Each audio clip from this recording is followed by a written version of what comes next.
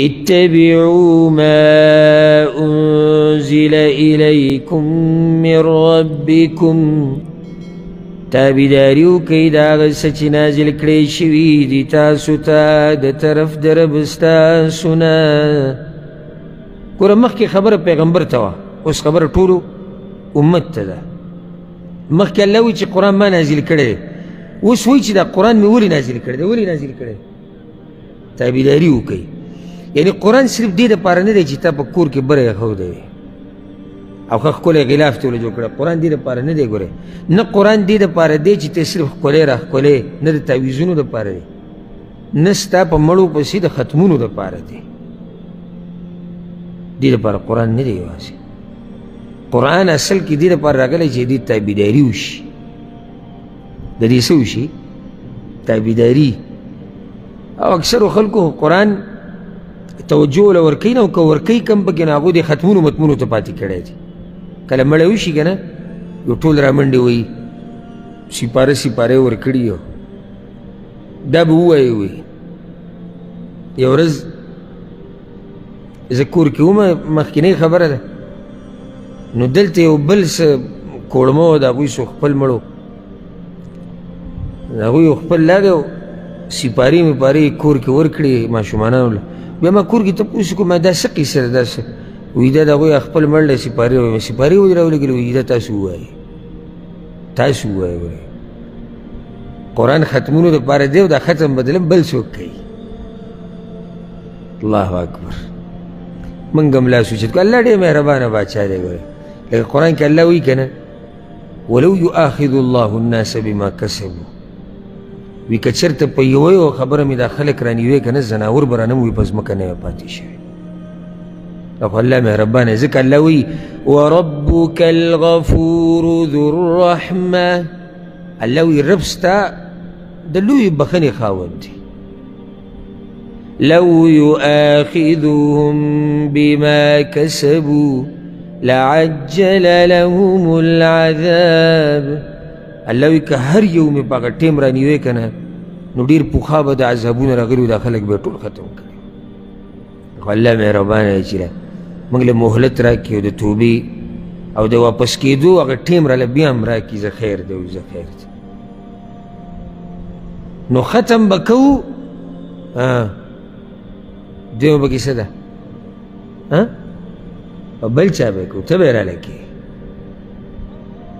زه خو به صرف د دیګونو قیسه کوم، او دیګ کته او دیګ بره او میخ یې پسې پوره لاله کړه او میخ یې نیمه لاله کړه او غوی راوستې وه. وروجو کې غوړي وو، وروجو کې مالګه ډېره وه، هغه دیګمار ښه دی او دا دیګمار ښه نه، او ته راله ختم کوه.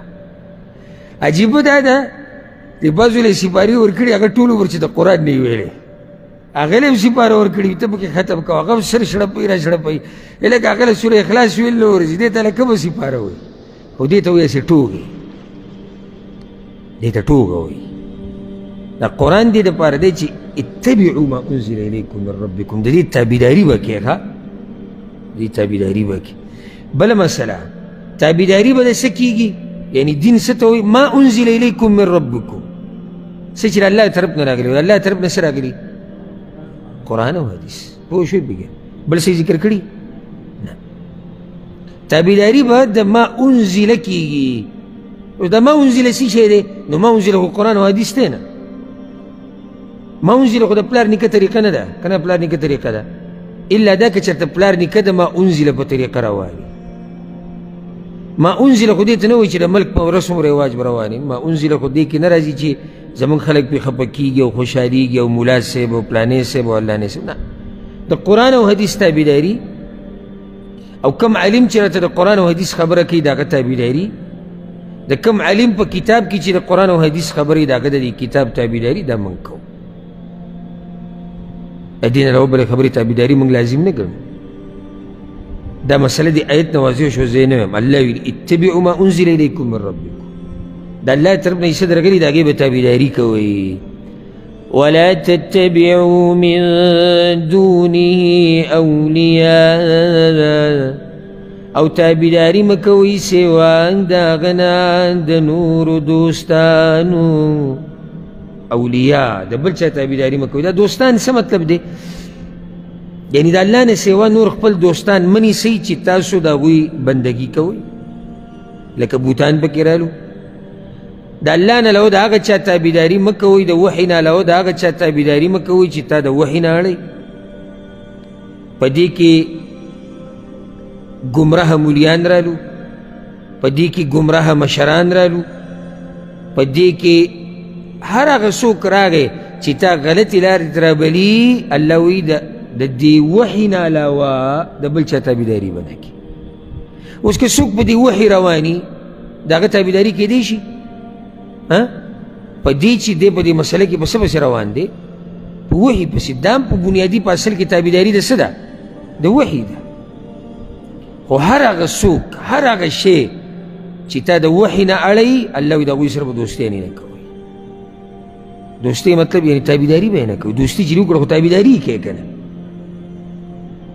ځکه الله ګوره ګیله وکړه قلیلا ما تذکرون لږ شان نصیحت اخلی تاسو نه پوهېږئ الله وایي تاسو ډېر لږ خلک الله وایي په تاسو کې نصیحت اخلي اکثر نصیحت نه قبلوي تاسو سبحان الله او د الله دا خبرې داسې هم نه دي که نه چې لکه سړی به پوهېږي نه بعض خو اوستي زموږ په دې معاشره کې وایي د قرآن او د تفسیر دا درسونه دا مه کوئ د دې مثال د غټې غوښې دی د دې مثال د غټې غوښې دی او د عوامو مثال د ماشومانانو د خېټو دی او د ماشوم خېټې ته چې غټه غوښه ور واچې نو څه پرې راځي دړ پرې راځي د ده دا قیسې د بزرګانو واقعات د کوسلۍ بدعات خرافات دا غټه غوښه نه ده دا نرۍ غوښه د ښه مزېداره یې سره کړې ده چا په خېټه باندې دړ نه راولي زموږ په خېټو باندې خو دغه شي دړ راولي قرآن او حدیث چا په خېټه دړ راولي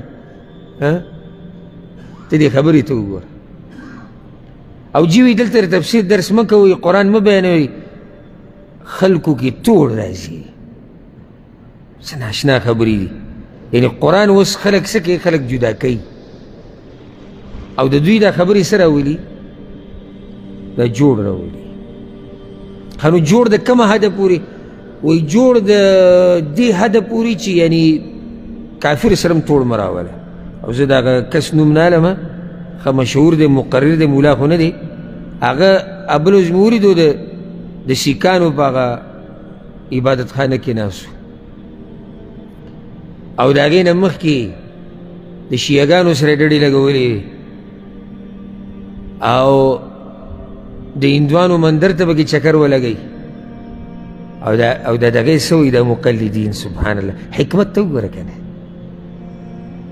حکمت ته وګوره د هندو سره په مندر کې ناست دی د سیک سره د هغه په عبادت خانه کې ناست دی د شیعه سره هلته ناست دی زموږ سره جومات کې ناست دی سبحان الله علما دي